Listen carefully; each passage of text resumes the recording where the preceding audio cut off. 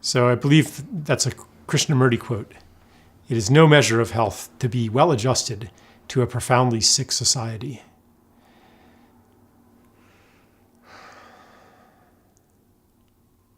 If you're well adjusted, like adjusted to what? You're able to go along with the program. You're able to make yourself study hard and get good grades, take the AP classes,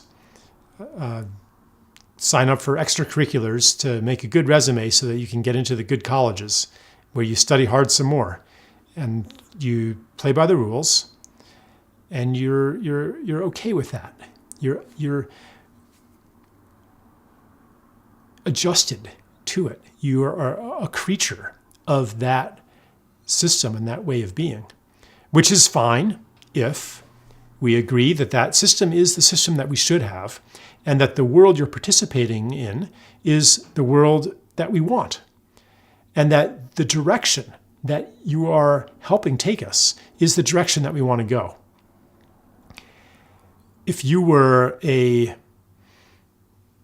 white middle-class person in, say, the 1950s, 1960s, 1970s, it was pretty easy to believe those things, that society was basically on the right track, that science was solving our problems, that modern medicine was conquering one disease after another, that we were progressing. Life was getting better and better.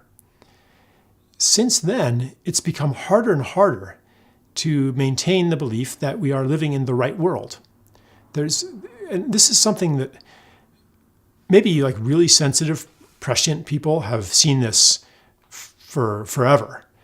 But I believe that it began to take on a mass character.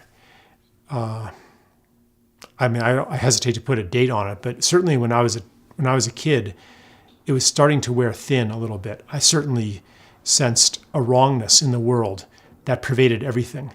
I couldn't make myself adjust. I couldn't make myself be well adjusted. And well adjusted can mean going through the motions and at least complying with the explicit requirements of participation. And I couldn't even quite do that.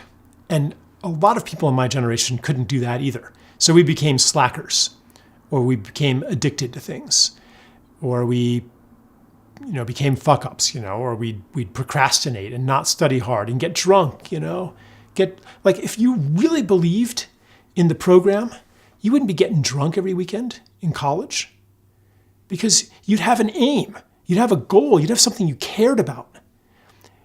The drunkenness, the addiction, the squandering of endless hours in front of video games and mindless pursuits, these are not some problem that must be overcome to make us better participants in society. These are symptoms. These would not exist if we were in a life that we really cared about. Without that aim, without that magnetic pull that directs our actions and that gives us this filter, okay, what am I going to do today? What makes sense? Without that, then we're lost. And we kind of reach for this, we reach for that. And the emptiness that we fill it up. We're driven then to fill it up with whatever can distract us from it.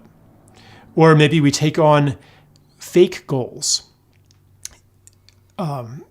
substitutes for the life aim or the life purpose that we're really craving. Higher levels in World of Warcraft or something like that, more points in the video game, more money, more of something, but not the real thing that we really want.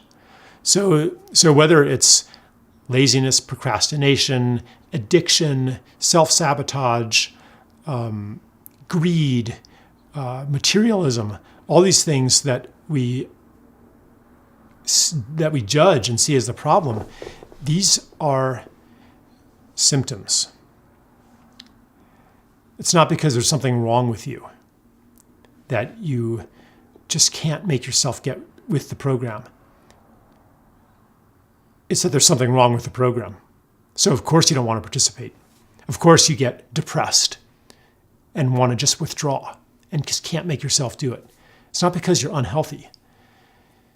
It's a mutiny of the soul.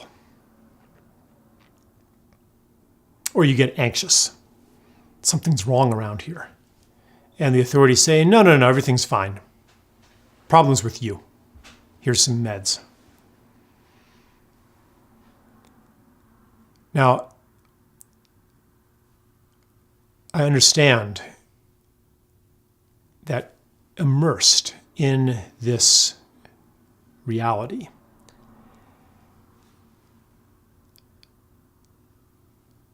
there may be no obvious alternative to the medications that enables a person to keep going. This is a very, very hot button topic because many people will say that, the meds saved me. They turned my life around. They saved me from depression. And maybe I'm not qualified to pass judgment on whether they are universally a bad thing, but I can see what their general function is. It's to keep people operational in the world that is given to them. And it's a catch-22. Like, how do you get out of that world? What alternative do you have to simply coping with it, simply adjusting to it? I can't offer a recipe for how to get out of it, but I can say that the desire to get out of it, the question of how do I get out of it, the prayer to be liberated from it, will be heard and will bring results.